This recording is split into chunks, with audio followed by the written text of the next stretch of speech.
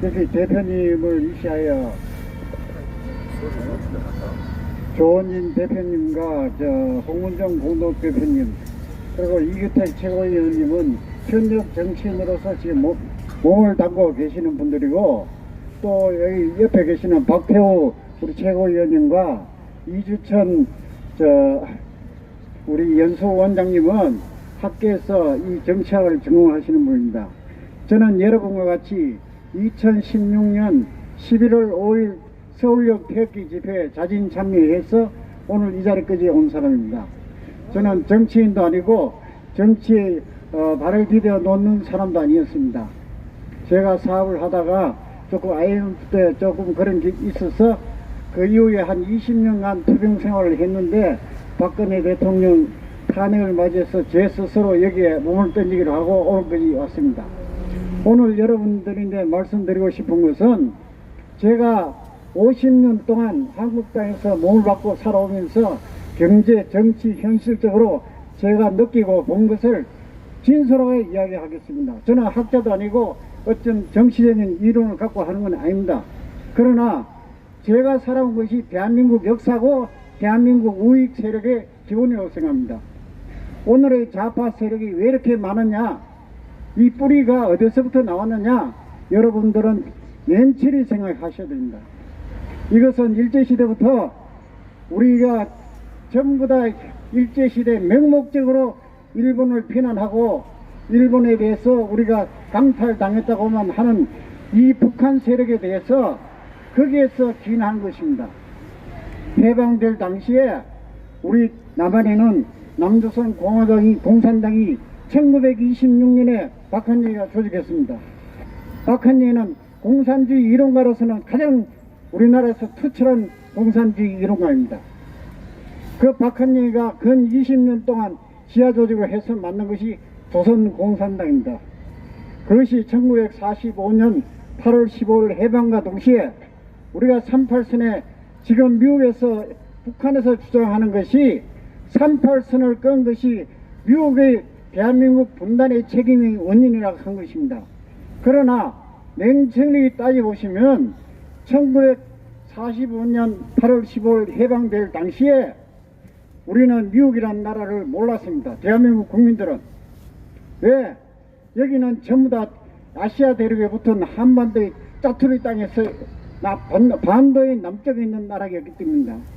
그런데 공교롭게도 우리가 참 위대한 지도자 우남 이승만 박사가 젊은 시절에 홀로 다시 미국으로 건너갔기 때문에 오늘날 대한민국의 자유민주주의는 꽃을 피우게 된 것입니다. 그런데 북한 공산주의자들은 일일이 이승만 대통령을 반미 사대주의자, 미국놈의 앞제비, 대한민국은 태어나서도 안 될 나라, 왜 그런 이야기를 하느냐. 북한에는 일제청산이 없습니다. 1945년 8월 8일 날 소련이 제2차 대전에 참전하고 8월 13일 날 북한에 진주했습니다. 그래서 미국의 루즈벨트 대통령이 이러다가는 남쪽 다 먹겠다, 우리가 전쟁 주로 해가지고 대한민국의 소련의 입에 들어가는 것을 막아야 되겠다 해서 불이 나게 8월 10일 날 38선을 끈 겁니다. 그러면 대한민국은 38선을 경계해서 남북이 분단되고 월남은 17도선을 경계해서 남북이 분단됐습니다. 그러면 오늘날 우리가 냉철히 한번 생각해 봅시다. 민족의 발전하고 통일하는 것은 한 사람의 위대한 지도자가 있어야 됩니다. 오늘날 우리 공화당이 이렇게 길에서 노천에서 우리가 조원진 대표님이 15일을 가까이를 천막에서 24시간 주무시고 이러는데도 대한민국 언론이 한마디 안 나왔습니다. 이거는 뭐냐, 우리가 힘이 없고 아주 전국적인 지휘도를 못 얻기 때문에 그렇습니다. 지금부터 우리는 이 종북 좌파의 근본을 잘 생각하셔갖고, 그러면 1945년도 해방 당시에 대한민국의 조선 공산당의 공산당원이 약 40만 명 정도 됩니다. 지금 우리가 대한민국 우리 공화당 당원이 40만이 됩니까? 그 당시 2,500만 남쪽에서 40만 공산당이라는 것은 상당한 숫자를 갖고 있습니다. 그리고 그 40만은 대한민국에서 다 식자층이란 배운 사람들입니다. 무식한 사람은 공산주의가 뭔지, 자본주의가 뭔지, 민주주의가 뭔지 아무것도 모릅니다. 한 사람이 식자라는 사람이 공산주의를 부르짖을 때는 그 가족과 그 일가 친척이 다 공산주의가 되는 겁니다. 그러나 그것이 공교롭게도 우리가 이 나라를 지탱하게 된 동기가 뭐냐? 이북의 진전 김일성이라는 악랄한 독재자가 2년 동안 사회재산 몰수하고 인민재판을 해서 기성지식인과 일제시대 일본 공무원들을 다 처단하고 재산을 몰수하고 인민재판회가 밤중에 때려 죽였습니다. 그로 인해서 그 자식들, 자본가들 다 월남으로 진주해서 공산주의에 악랄한 것을 우리 남쪽 사람은 경험을 안 했어요. 사실 북한 사람들이 넘어와서 공산주의가 악랄하다 이랬기 때문에 이 나라가 지탱된 겁니다. 그래서 그분들 중에 넘어와서 젊은 사람들은 서북청년단이라는 방공청년 단체를 조직하고 남쪽의 가족들을 찾아온 기성세대들은 기업을 했습니다. 지금 대한민국의 유망한 중소기업은 다 북한 출신들입니다. 우리가 알고 있는 5대 재벌에 대해서는 다 영남을 기반으로 한 재벌이고 나머지 중소기업에 대해서 30대 유망한 중소기업은 제가 알기로는 거의 다 북한 출신이 여기 넘어와서 뼈를 갈고 이 나라를 개발한 겁니다. 그런데 왜 지금 와서 이 방공정신이 이렇게 무너졌느냐? 김대중이가 금강산을 개발하고 남북 협력을 한다. 이래서 북한에 왔다 갔다 하게 되었습니다. 여기 넘어오는 분들이 다 돈 벌고 호의호식 하는데 북한에 다 낭비해준 가족들을 다 생각하게 되었어요. 그전에는 가족을 생각하면은 방공법에 처단되려 입도 뻥긋 못한 거예요. 그런데 김대중이가 자리 잡으니까 북한에 갔다 온 사람들이 영웅이 되더라고요. 정부의 보조도 받고. 그러다니까 북한에 왔다 갔다 하고 금강산 구민 갔다 오니 여러분들이 다 뭐 남북에 왔다 갔다 해. 옛날에 선거를 하면은 본대 선거는 대통령 선은 동남풍이 부면은 보수는 이긴다 했습니다. 그거는 어디서 동남풍이 부느냐? 경상도에서 발진대가 강원도로 해서 경기 북부로 하면은 이게 동남풍이 붑니다. 그거는 왜? 그 지역에는 거의 다 반공주의자들이 살고 있기 때문입니다. 그러나 오늘날 강원도는 탈북민들이 많아도 북한에 대해서 굉장히 향수적인 생각을 많이 갖고 있다 이게. 그렇기 때문에 그리고 여기 있는 우리가 2천만 이상 가족이라는 남쪽 넘어오신 월남하신 분들이 옛날에는 선거를 하면 무조건 보수를 찍었어요. 지금은 그게 아닙니다. 왜? 세대가 40년 되니까 30년 되면 기존 세대가 한 세대가 물러가기 때문에 이제는 젊은 세대들은 사상의 개념이 별로 없어요. 아버지의 고향이 어떻고 조상의 고향이 어떻고 별로 관심이 없습니다.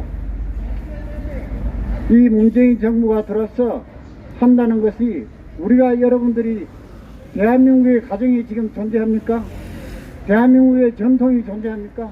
전통이 존재하지 않기 때문에 충효 사상도 없고 조사에 대한 개념이 없습니다. 주말 되면은 영종도 공항이 이틀만 연속 연휴가 되면은 공항이 터져 나갑니다. 왜? 젊은 사람들은 외국 관광객이기 때문에요. 김영삼 정부 때 제가 1일날 골프 치러 괌에 갔습니다. 가니까 저는 1일날 골프 치러 갔는데 괌에 가니까 대한민국 전쟁에 투입한다고 군인들이 완전 무장이가 전시 상태더라고요. 그래서 제가 내려가지고 바로 다음 병기로 돌아왔습니다. 돌아오니까 대한민국은 우사태평인 거예요. 그렇게 우리가 벌써 이 살아온 것이 건국 70년 동안 몸에 배이고 타성이 되었습니다. 그러면 오늘날의 이 종북 좌빨의 기본 뿌리는 어딨냐? 해방될 당시에 40만이 공산당이 6.25 전쟁을 겪으면서 전부 다 이것이 노출됐다가 결국 미국이 참전하게 되고 이렇다 보니까 북진하게 되고 그러다 휴전선이 갇히다 보니까 남아있는 사람들은 지하에 잠적하게 된 것입니다. 그래서 그 이전에 대구 폭동 사건, 11 폭동 사건이 대한민국의 기본적입니다. 46년도 10월 1일 날 대구 폭동 사건은 제2의 광주 사태를 유발한 동기입니다. 지금 여러분들이 아시다시피 제주 4.3 사건, 여러가지 사건이 다 민주화운동으로 포장하고 있습니다. 포장하려고 또 법제화하고 있습니다. 그러나 대구 11 폭동 사건은 아직까지 이 좌파들이 입도 들썩 안 하는 거예요. 왜? 그거는 근본적으로 박헌희의 지시에 의해서 대구에서 일어났기 때문입니다. 그러면 그 주동자가 누구냐? 공교롭게도 박정희 대통령 박상입니다. 그리고 우리가 알고 있는 황태수라는 박상희의 친구입니다. 그리고 우리가 또 제5공화국의 정치적으로 큰 역할을 하신 김성곤 상용그룹 회장입니다. 그러면 한 분은 박상희 씨는 현장에서 사살됐어요. 박정희 대통령 형님은.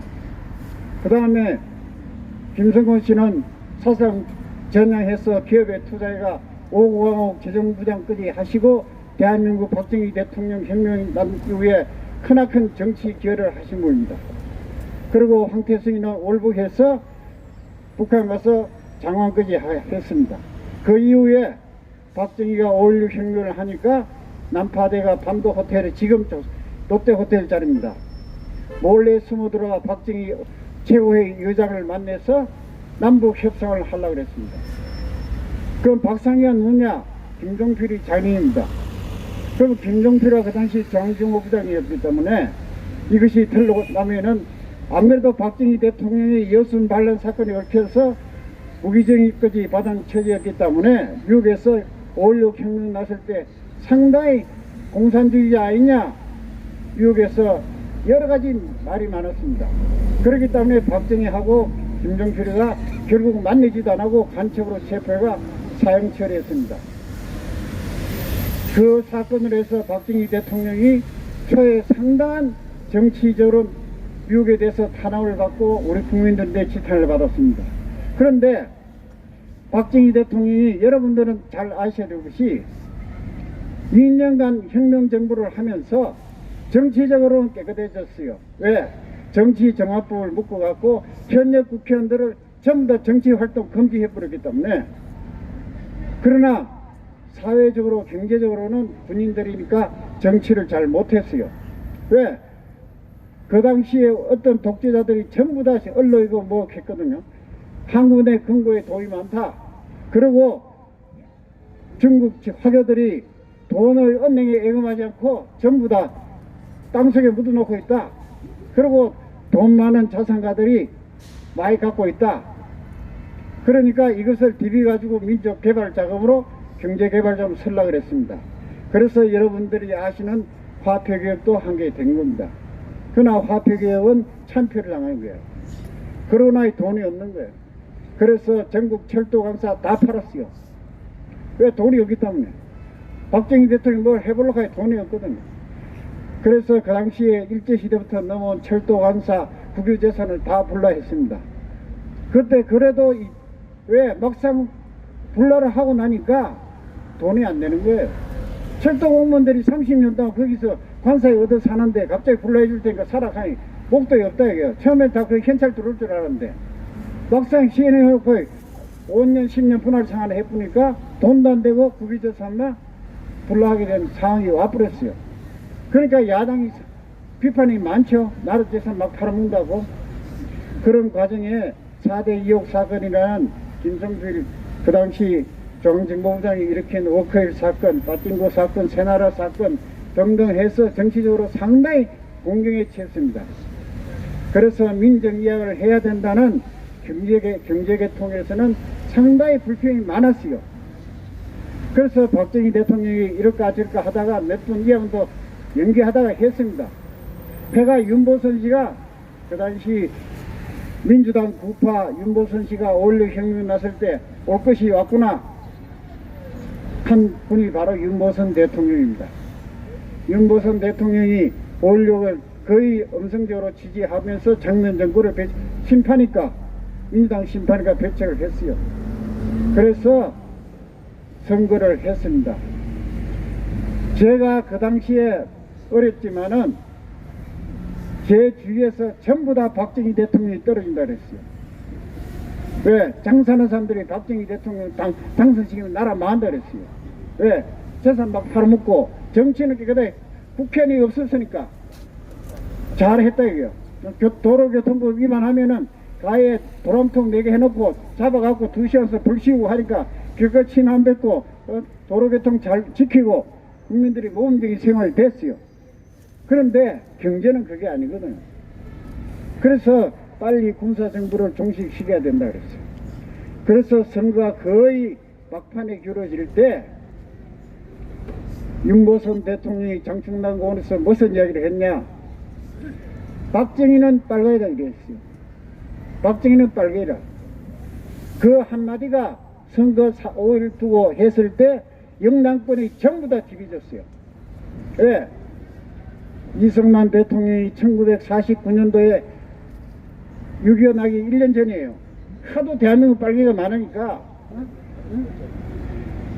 보도연맹이라는 단체를 만들어갖고 과거에 자익운동을 하더라도 자수로 하면은 보도연맹에 가입하면은 그 모든 공과를 삭제해주고 정부 요직에서 나올 수 있는 길을 열어주겠다. 이렇게 정부에서 회의를 한 거예요. 그런데 그 보도연맹에 가입한 당사자들이 거의 다 젊은이들이에요. 김대중 대통령도 보도연맹에 가입한 거예요. 그래서 전부 다 가입을 했다 이거예요. 했는데 1년 후에 6.25 터진 거예요. 6.25 터지니까 그 당시 이승만 정부가 당황한 거예요. 이 보도연맹 30만이 북한군하고 내전을 동조하게 되면은 나라가 무너진다. 무조건 근거를 근거해가지고 바로 적격 처분한 거예요. 그러다 보니까 이 명단은 다 자기가 올라가고 우리 공화당 여러분들이 당원 명부가 다 올라가 있는 거예요. 그것이 그렇지 그런 상태에서 전쟁이 된 거예요. 그런데 6.25가 끝나고 나니까 그 보도연맹에 가입했던 사람들이 빨개이락 하면 바로 죽는 거예요. 그래서 그 사람들이 지하에 숨고 해가 그 뿌리가 오늘날의 이 좌파의 근본 뿌리예요. 그거는 그 당시에 그 사람들이 한 번 전향할 기회를 줬는데 정부가 방침이 잘못돼서 그 이후에 1902대 대통령 선거 때 이승만 대통령하고 붙은 사람이 조보암 씨라고 초대 농림부 장관 된 사람입니다. 이 사람이 간첩 혐의로 체포돼가 사형받았던 여러분들이 다 아실 거 아닙니까? 그러다 보니까 과거에 보도연맹에 가입했는 사람들은 이 세상에서 두려워진 거예요. 숨고 위장하고 그러면 전쟁긍긍하게 된 거예요. 그런데 그것이 언제 잊어버렸느냐. 박정희 대통령이 경제개발을 시작하면서 뭉치면 산다. 이거는 이승만 대통령의 구호고 우리는 잘 살아보세. 이 구호에 나도 내 가족을 살리고 내가 하기 위해서는 외국도 가고 월남도 가고 사우디도 가고 해야 되겠더라 이게요. 여기서 모든 국민의 사상을 다 잊어버린 거예요. 우리가 오로지 경제만 일으키면 산다. 응? 여기에 함몰돼서 한 겁니다. 그러면 여러분들이 박정희 대통령은 저는 그렇게 생각합니다. 5.16 혁명해서 2년간은 정치적으로 성공을 했지만은 경제적으로 실패했지만은 왜든지 민정 이양한 이후에 18년 장기 집권을 한다했지만은 여러분들이 세계적으로 지금 아시아에서 좌빨들이 가장 추앙하는 사람이 누군지 압니까? 싱가포르 리칸유 총재라 합니다. 리칸유 총재가 26년 독재했어요. 그 아들이 15년 하고 있어요. 그런데 박정희 대통령 18년 할 동안에 여러분들이 아시다시피 한국에 와 있어 DJ 이런 사람들이 얼마나 사사건거에 반대하고 진짜 국민들이 독재자라고 누명을 씌웠을 때 학생들이 다 거의 동조하게 된 거예요. 전 세계 미국식 민주주의를 한 나라는 2차 대전 이후에 대한민국 유일합니다. 거의 유일합니다. 그런데 미국에 4년마다 선거하는 거 배웠지 이 동남아에 우리의 어떤 그걸 몰라요. 그래서 박정희 대통령이 5.16 혁명 딱 할 때 민족적 민주주의라고 들고 나왔어요. 민족적 민주주의. 박정희 대통령은 공산주의 사상의 배경은 민족주의입니다. 그리고 애민주의예요. 민족주의보다 애민주의가 많기 때문에 왜든지 우리가 배고픈 걸 넘어야 된다.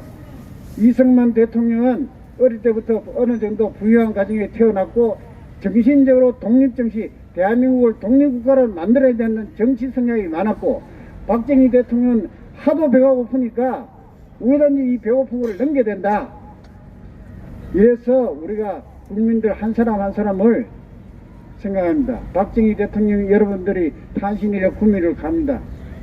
구미의 옛날에 최고 부자가 누구냐? 장택사입니다. 장택상 씨가 제가 국민학교 3.15 부정선거 할 당시에 대구에 유세로 왔는데 제가 그 차를 따라갔어요. 따라가니까 그 당시에 장갑을 뭘 꼈느냐? 3월 15일이에요. 응? 실컷 장갑을 꼈더라고요. 이렇게. 어? 그리고 모자를, 영국 모자를 썼어요. 그리고 조끼를 하고 그렇게 귀족적인 생활을 한 사람입니다. 그 집에 거의 농사 짓다시피 하는 우리 박정희 대통령 부친께서 서름도 많이 받았어요. 네, 조부가 그 장택상 씨 선산에 땅 묘가 있었다 이게요. 그래서 그 인연이 여러 가지로 말이 많았습니다.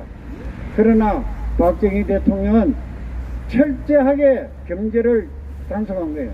제가 그 당시 은행 생활을 30년을 했는데요.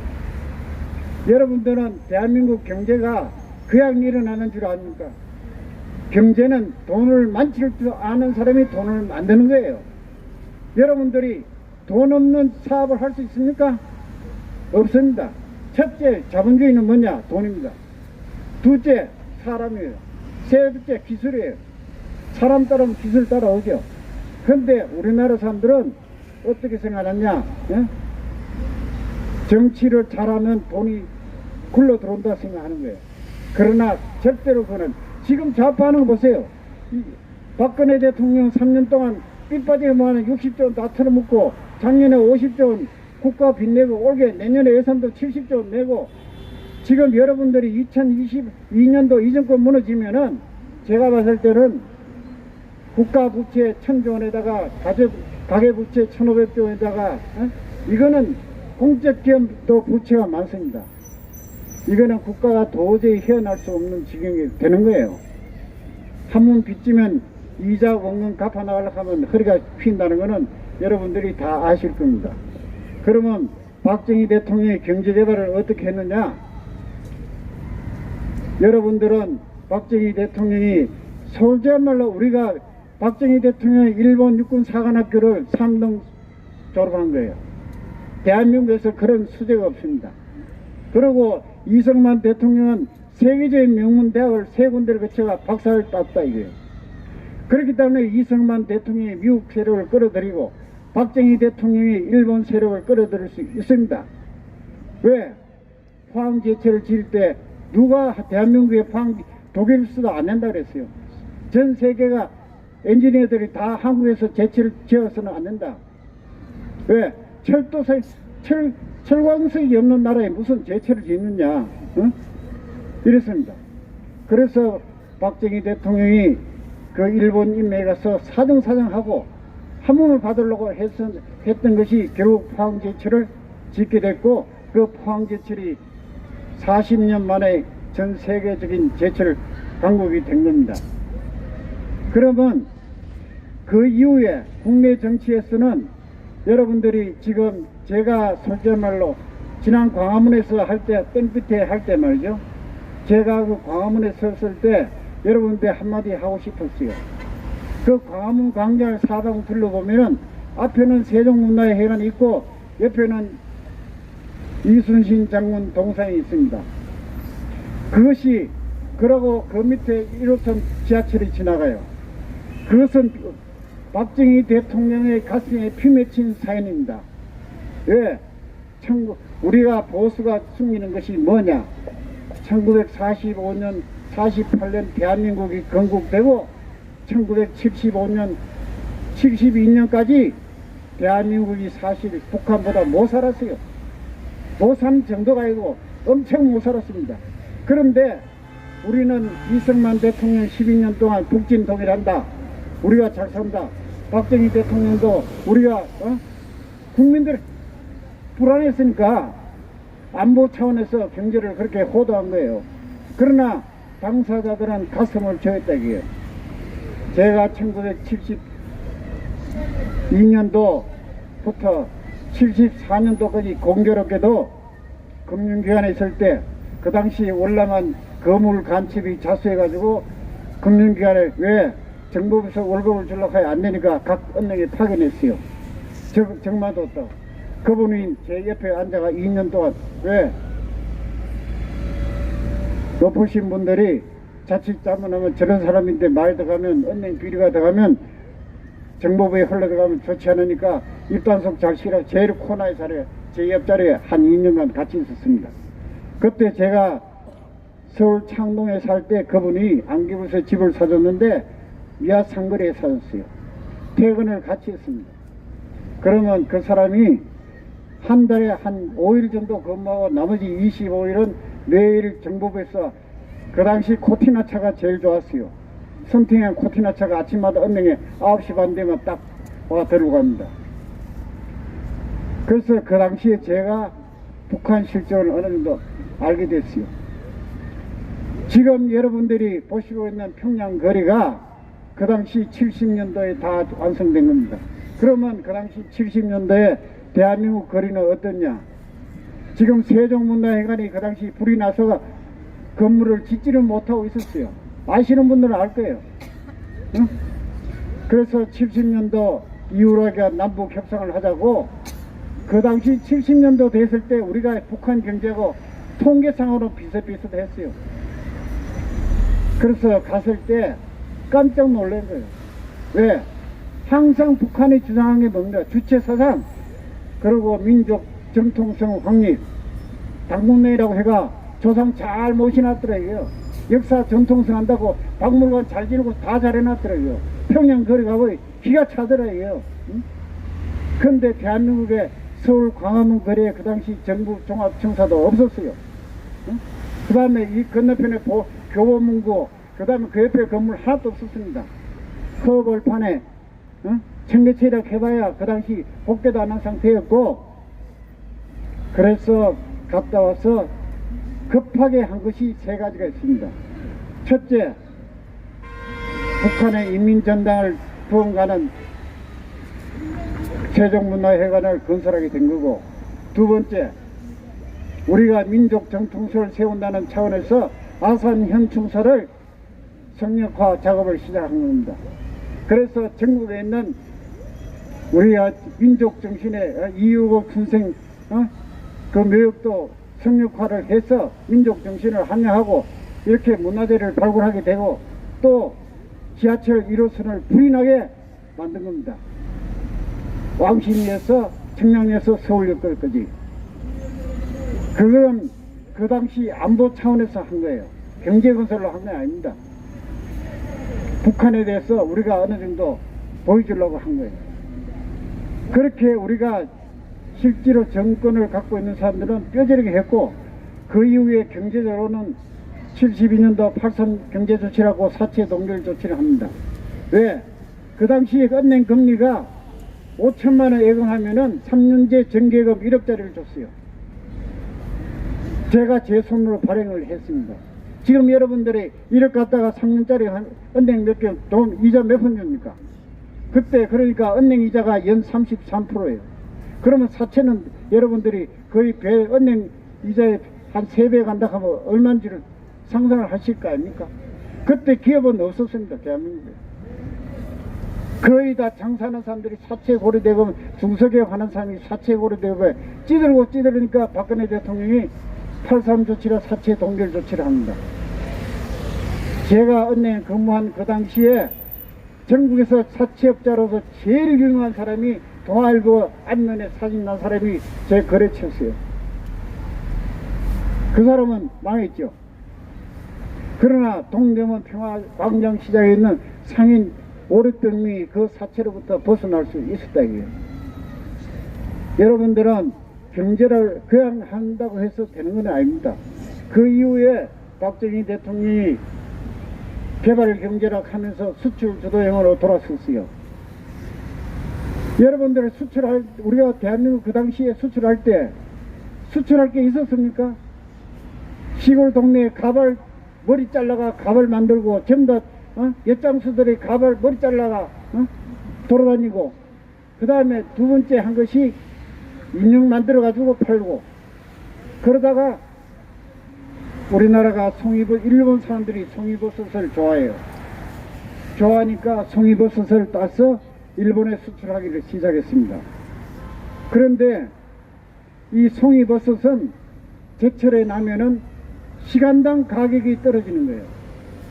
우리가 아침에 오늘 생선을 해가 내일이 정오에 일본 식당에서 식탁에 오르면은 가격이 3배 내지 4배로 올라갑니다.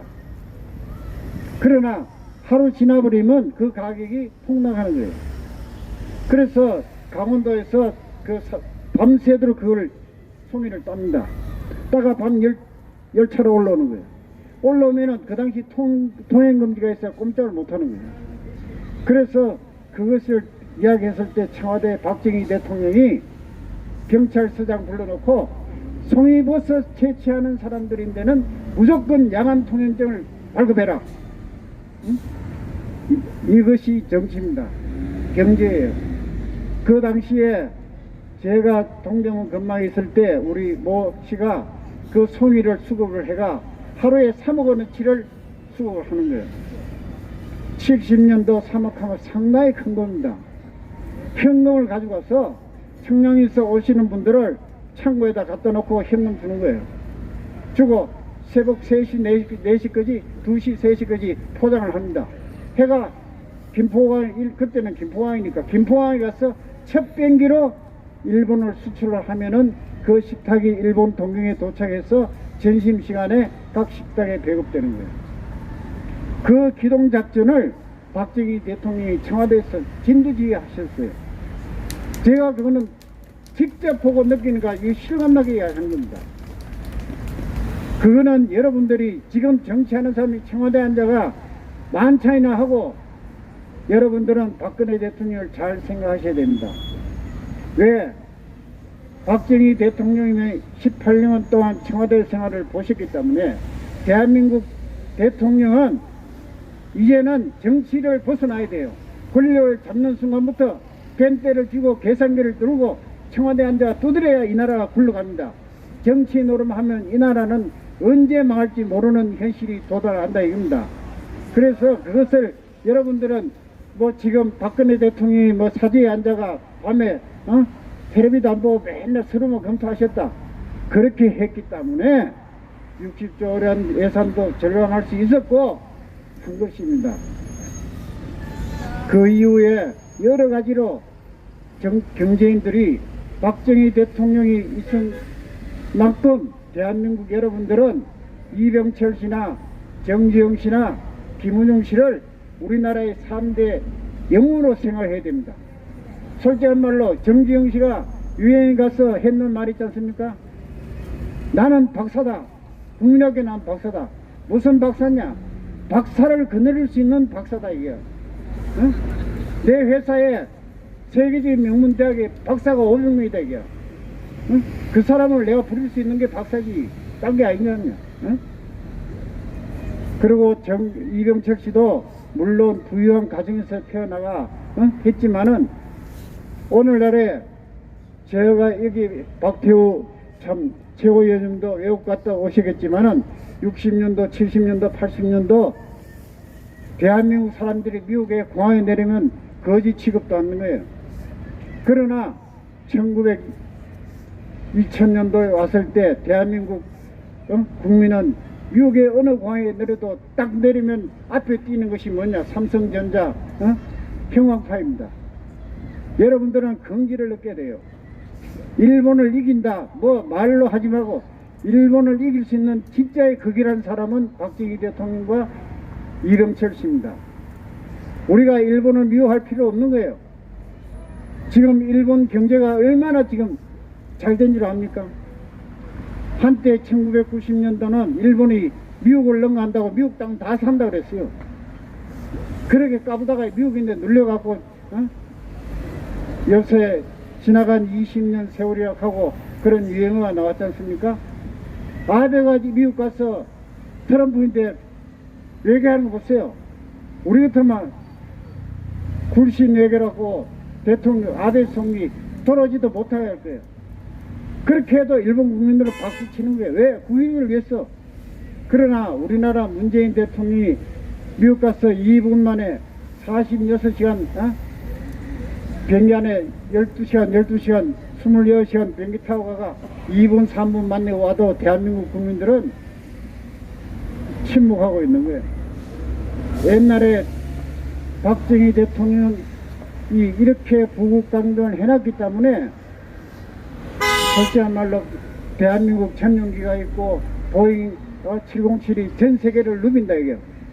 요즘 김정숙 여사하고 문재인 대통령이 거의 한 달에 한 번씩 외국 나오지 않습니까?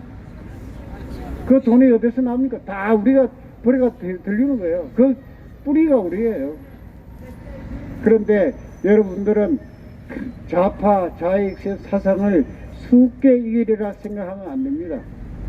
저는 제가 정치인도 아니고 아무 인연도 없는 조원진 국회의원님을 내가 길에서 만나갖고 내가 대통령 선거할 때 내 스스로 강동 지역을 책임지겠다. 그래서 내가 강동에 선거운동 한 20명 모아가지고 12일 아침 8시부터 저녁 6시까지 운동을 했습니다. 그거는 제 자존심을 꺾고 제가 한때는 회장 소리 들었던 사람이에요. 길바닥에 좋은지 6번 들고 내가 하면서 우리 강동 여기 있는 사람들도 있어요. 10일 동안 하면서 저는 차 한 잔 안 마셨습니다. 선거 딱 끝나면 집에 가서 밥 먹자. 그러고 다시 참 선거 끝나고 나서 우리가 이 좋은 인연을 맺었다 하고 헤어졌는데 조 대표님 말씀다나 우리가 도악산에서 잘못 만남인지 잘 만남인지 모르지만은 다시 만나게 돼가 새누리당부터 대한애국당 우리 공화당까지 흘러오게 된 겁니다. 그러나 그 과정 속에 저는 제가 뭐 나이 70이 넘어갔고 제가 환자 중에 환자예요. 미국서도 한 3년 산다 그랬고 한국서도 3년 산다 했는데 그동안에 제가 살기 위해서 대한민국 100대 명사 한 300개 사찰을 돌아다녔습니다. 그 이후에 한 것이 이 태극기 된 거예요. 그래서 작년, 재작년에 내가 뇌출혈로 삼성 어른의 응급실에서 수술을 받았는데 우리 조 대표님이 병문안 오셨더라고요. 그래서 사실 봉대 풀고 한 3일 있다가 정명 우리가 동지가 돌아가시기 때문에 초사에 갔다가 그 다음에 집회에 나갔다 또 제가 뇌출혈이 돼가 두 번째 수술을 했어요. 그 이후에 제가 요즘 대기 집회를 잘 안 나갑니다. 왜? 세 번째 제가 삼성어른의 뇌신경과를 가면은 거의 80% 환자가 신체 마비 환자이나 불구자예요. 그 제가 두 번 했다 하면 기적이라고 합니다. 그런데 이 기적도 너무 오래 쓰면 안 될 것 같아서 제가 그냥 우리 공화당으로서 제가 강동이나 이런 데서 민초로서의 역할을 하고 싶었지 사실 마이크들 입장은 아닙니다. 제가 그러나 오늘 우리 여기 옆에서 박태호 최고위원께서 좀 해주시라 하길래 요즘 하도 이게 고생이 많고 우리 당직자 몇 분 안 되는 분이 불철주야를 하니까 오늘 또 24시간 연수 끝난 뒤에 내라도 1시간 떼어 드려야 되겠다. 이래서 제가 수긍을 한 겁니다. 예? 딴 뜻으로 있는 게 아니에요. 그런데 여러분, 제가 한 가지 여기서 말씀드릴 것은 두서없는 말씀입니다만은 내년 2월 4일 입춘까지는 우리가 심사숙고해서 각자 종교는 종교인대로 그렇지 않은 사람은 그렇지 않은 사람대로 박근혜 대통령에 대해서 건강에 대해서 상당히 신경을 쓰셔야 됩니다. 왜? 내년 어제 우리가 연수할 때도 그 철학관 원장이 뭐 나와서 이야기를 했습니다만은 박근혜 대통령의 운세도 내년 입춘이 지나면은 새로운 정기가 마련됩니다. 그때까지는 우리가 영함없이 각자 불교인은 불교인대로 기독교인은 기독교인대로 그렇지 않은 사람은 마음속에 우리가 그렇게 해서 이 엄농설한 겨울을 넘어가야 됩니다. 그리고 왜 우리가 미국과 일본을 등지면 안 되느냐, 제가 분명히 이야기 드릴게요. 우리가 대한민국이 2500년 5000년 역사지만은 사실상 2500년 전후 역사입니다. 신라 1000년, 고려 600년, 700년, 이시조선 700년, 그러면 대충 한 2300~2400년 돼요. 그전에는 우리가 과거사에 있는 역사지만은 문헌에 없는 우리가 어떤 수정된 대한민국 역사입니다. 그런데 그 2500년 동안 우리가 못 살았다 이거예요. 세종대왕님도 한 이야기가 있어요. 가난한 임금도 어쩔 수 없다. 응? 그렇게 해서 우리가 살아온 민족이에요. 그런데 우리가 해방되고 6.25 전쟁을 겪으면서 미국이 들어온 거예요. 미국이 들어오면서 우리나라는 세계 10대 경제대국이 된 겁니다. 여러분들은 외국에서 인정하는 게 한국의 기적이 나인강의 기적을 버금간다. 한국의 기적만 있다 이야기하면은 외국 사람들이 어느 정도인지는 모르거든요. 그래서 한강의 기적이 나인강의 기적을 버금간다. 같이 간다 이게요. 그 정도로 대한민국을 칭송한 나라가 된 겁니다. 왜? 미국이란 나라는 세계 유일하게 남은 나라의 영토를 탐을 안 낸다. 자기 나라 땅덩이로 넓어 빠졌는데, 응? 그리고 세계 전사의 전쟁의 이 방법을 바꾼 나라가 미국입니다. 2차 대전 이후에 일본에 대항했던, 미국에 대항했던 일본이나 독일이나 다 전후 배상을 안 받았어요. 딴 나라 같으면 전후 배상회가 쥐어짭니다. 수십 년간 전쟁 비용 내놨고. 그러나 미국은 자기 자본으로 가서 다보 그 나라를 부강력을 시킨 거예요. 그래서 독일도 일어났고 일본도 일어난 겁니다. 그런데 대한민국은 공교롭게도 우리가 그게 터부사리가 낀 거예요. 이승만 대통령이란 진짜 이게 위대한, 여러분들이 박근혜 대통령이 외국 가서 왜 대우를 받습니까? 박정희 대통령이라는 눈에 안 보이는 그 크나큰 지도력이 있기 때문에 처음에 대우받은 거예요. 여러분이 아베 총리가 왜 세계를 휘젓고 다닙니까? 자기 족보가 다, 외교부가 수사이고 다 했다 이게요. 여러분들이 서울대학 출신들이 서울대학 출신끼리 대우하는 이유가 뭡니까? 다 서로 만나기 전에 알아보는 거예요. 세계사에서 박정희 대통령 위대했기 때문에 그 대통령의 딸이라 했기 때문에 여러분들은 벌써 우리가 김정일을 그 34살밖에 안 된 내 둘째 아들보다 나이 어린 아들을 왜 좋아합니까? 왜 하늘같이 받듭니까? 김일성의 김정일이 아들이라 하기 때문에 세계가 인정하는 거예요. 그런데 그 이후에 6.25 사변으로 인해서 미국이 이 나라에 한 5만 명의 전사자를 내고 10만 명 부상자를 낸 거예요. 여러분들, 대한민국이 우리가 외국 가서 5만 명, 한 15만 명 사상자를 낸 그 나라를 잊을 수가 있습니까? 그리고 70년 동안 이 나라가 이렇게 자리 성공한 나라가 없어요. 세계적으로. 박정희 대통령이 농경사회에서 산업화를 거쳐 공업화를 거쳐 중화학공까지 이렇게 된 동기가, 이거는 경제적으로 성공한 사람입니다. 왜? 처음부터 기업가를 끌어안고 산업을 경제개발을 한 거예요. 그리고 박정희 대통령이 부호 축제를 했습니까? 필리핀의 마르코스 세계적인 이 아시아 저개발 국가 독재자들은 경제개발을 빌미로 해서 다 돈을 착취했습니다. 그러나 박정희 대통령이 하지 않았기 때문에, 그리고 대통령이 돌아가셔도 삼성이 자기가 살기 위해서 하는 거예요. 발버둥 치는 거예요. 처음부터 기업을 끌지 않았으면은 박정희 대통령이 초창기에 한 것은 대한석유공사, 여러분들이 뉴스를 보면 화찰나란 대한석유공사가 나옵니다. 그 하나가 그 당시 국영업체였어요. 그 이후부터는 전부 다 민간 주도로 했습니다. 그 결국 SK가 무가 오늘날 SK가 새우가 고래를 삼켰다는 기적을 남기면서, 그러나 최근에는 뭐 최태원 회장이 노 대통령 딸하고 연소송하면서 그에서 1조 얼마를 연 청구 소송을 했었다마는, 그러면 그 당시에 왜냐하면은 산업화 할 때 기업인데 물건을 준다, 도달을 준다, 돈이 없잖아요. 돈을 만드는 길을 열어준 거예요. 돈을 만드는 길을. 첫째, 정부 정책 자금을 줬어야 합니다. 우리가 지금 이 서울 시내 다니보면 그 일제시대부터 있던 상업은행, 종은행, 제일은행,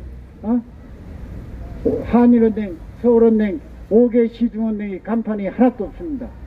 왜 없어졌냐? 그것은 그 당시에 관치금융으로 재벌을 키웠기 때문에, 그 이후 그 여파로 IMF가 왔다 이겁니다.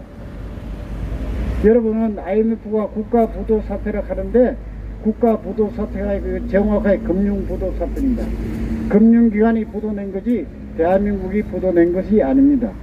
그러면 김대중 대통령이 IMF를 극복했다 어쩌고 항상 자랑합니다. 그것은 여러분들이 확실히 알아야 됩니다. 부자 아버지가 장남이 나가서 사업하다 망했다 이게요. 아버지 재산도 갚아준 겁니다. 은행이 망했기 때문에 나라 보증을 씌워가지고 다 갚아준 거예요. 그런 나라가 이 세계 IMF 국가에서는 없습니다. 그러면 5분의 IMF가 오면은 대한민국은 국가 부채가 허리가 휘는 거예요. 이제는 갚을 길이 없습니다. 그래서 아르헨티나나 이런 나라는 IMF가 한번 오면은 15년, 20년 가는 겁니다. 그러나 우리는 3년 만에 극복했다고, 그 대신 좌빨들은 그걸 해서 엄청난 비자금을 만든 거예요. 여러분이 오늘날의 좌파가 왜 이렇게 힘을 쓰고 용기를 내고 김대중 재단을 만들고 노무현 재단을 만들고 좌파들이 흥청망치 사는지 압니까? IMF 때 그 당시 재산 정리를 하면서 국고 재산을 털어갖고 민간 부채를 갚아주면서 회수를 안 해도 책임이 없는 거예요. 그래서 그게 다 눈덩이같이 불어가 알파를 한 거예요. 그래서 이 나라가 이렇게 된 겁니다. 여러분들, 제가 시간이 다 돼서 두서없는 말씀으로 이것으로 끝내야 되겠습니다만은, 아까 제가 마지막으로 한 가지 해야 될 거는, 우리가 지금 대한민국을 중심으로 봤을 때요, 대한민국이 우측은 어디 있습니까? 일본이 있죠. 좌측에는 어디 있습니까? 중국이 있습니다. 북쪽에는 누가 있어요? 소련하고 북한이 있습니다. 남쪽은 바다가 있어요. 태평양 바다를 나가는 길목이 남쪽이에요. 그러면 우리가 5,000년 역사에 왜 못 살아뒀냐? 이거는 아침에, 오늘 아침 공교롭게도 역학하시는 분이 나왔기 때문에 제가 이런 말씀을 드리면 조금 이상하겠습니다만은, 우리는 절대로 대한민국의 현 위치에서는 일본을 못 이깁니다. 이거는 청기 누설이 아니라 이거는 일본을 못 이기는. 그러면 어떻게 해야 되냐? 일본을 극일해야 됩니다. 일본을 이용하고 우리가 그렇게 됩니다. 이거는 음양오행상 이길 수가 없습니다. 그러면 우리가 중심이, 대륙의 중심이란 아시아의 중심, 대한민국 중심을 놓고 이야기했을 때 우리가 토예요. 일본이 목입니다. 토는 목을 절대로 모입니다. 왜? 토는 땅이고 목은 나무예요. 나무는 이 땅을 모든 진기를 빨아가 먹습니다. 이거는 우리가 법칙이에요. 그러나 중국은 서쪽에 있어요. 북한은 수입니다. 그럼 수는 뭐냐? 토국수거든요. 우리가 그걸 하는 거예요. 그러니까 북한하고 소련이 우리인데가 못 이기는 거예요. 그래서 6.25 때 그렇게 해도 우리 천하 가난한 나라가 세계 16개 나라가 달라들어가 우리를 막아준 겁니다. 그리고 과거 전사를 봐도 우리는 북방민족인데 지배를 받은 예는 별로 없어요. 그리고 중국은 금이에요. 금은 토생금이라 우리가 미기 살리는 나라입니다. 중국은 우리가 항상 갖다 바쳐야 돼요. 그러면 이거는 인간사회로 따지면 중국은 내 자식이다 이거. 여러분, 자식은 저성의 원수로 그랬죠. 내 재산 줘야 되고 유산 남겨줘야 되고 먹이고 살리고 해야 됩니다. 그러나 동양에서 봤을 때는 일본은 내 남편이에요. 아내가 남편을 이기면 그 집은 망하는 거예요. 그렇죠? 북쪽은 내가 아내예요. 북쪽은 내가 아내라니. 나를 중심으로 할 때 북이 아내라고. 그러니까 내가 지배할 수 있는 거예요. 그러면 일본을 이기려고 하면 어떻게 해야 되느냐? 남쪽 세력을 끌어들여야 됩니다. 그것이 1945년도 해방과 동시에 미군이 이 나라에 들어오게 된 동기입니다. 미국이 남방 세력이 들어왔기 때문에 이 남방 세력은 일본은 절대로 이길 수 없어요. 그러면 이 남방 세력을 우리가 끌고 있으면은 우리가 미국과 일본 사이에 우리가 들어앉아 있으면 우리나라는 세계 선진국이 됩니다. 중국도 갈시를 뭐하고 소련도 어느 세계도 왜 지금 전 세계 패권 국가 미국 아닙니까? 중국이 패권 2위라 해도 껍데기예요. 일본에 되면 껍데기입니다. 일본이 3위라 하지만 1, 3을 우리가 양쪽에 끼고 있는 나라라. 대한민국이 12국가가 들어올 게 뭐 있습니까? 그러면 우리가 북진 통일도 하고 다 할 수 있는 겁니다. 만약에 일본을 우리가 물리치고 뭐 쪽벌이니 어쩌고 그러는 순간에 대한민국 경제는 마비되는 거예요. 이것은 우리는 그 대신 일본을 이겨야 된다 이게요. 이병철 씨가 삼성을 만들어가 전 세계 공항에 삼성 현수막을 형광판을 달아갖고 저는 미국 갈 때마다 자부심을 느껴요. 가보면 전 도시에 가면 라스베가스 뭐 삼성 간판이 휘어찰랑하게 자랑하는 거예요. 옛날에는 우리가 그런 세월이 어디 있었습니까? 그렇게 이기려고 하면은 일본을 우리가 이용해야 된다. 그것이 진정한 애국이고 우리가 살아갈 길입니다. 여러분, 우리가 조은진 대표님을 모시고 제가 하고 싶은 이야기도 많습니다만은 시간상으로 이것으로 끝내겠습니다. 내년 2월 지나고 4월, 10월 총선이 지나고 나면은 살아남는 당은 우리 공화당 하나밖에 없습니다. 여러분이 국회의원이 5명이 되든 1명이 되든 2명이 되든 우리 공화당은 보수의 주축으로 살아갈 겁니다. 어떤 정당도 문을 닫아도 우리 공화당은 문을 안 닫을 겁니다. 그거는 제가 장담합니다. 여러분 힘내가 같이 합시다. 감사합니다.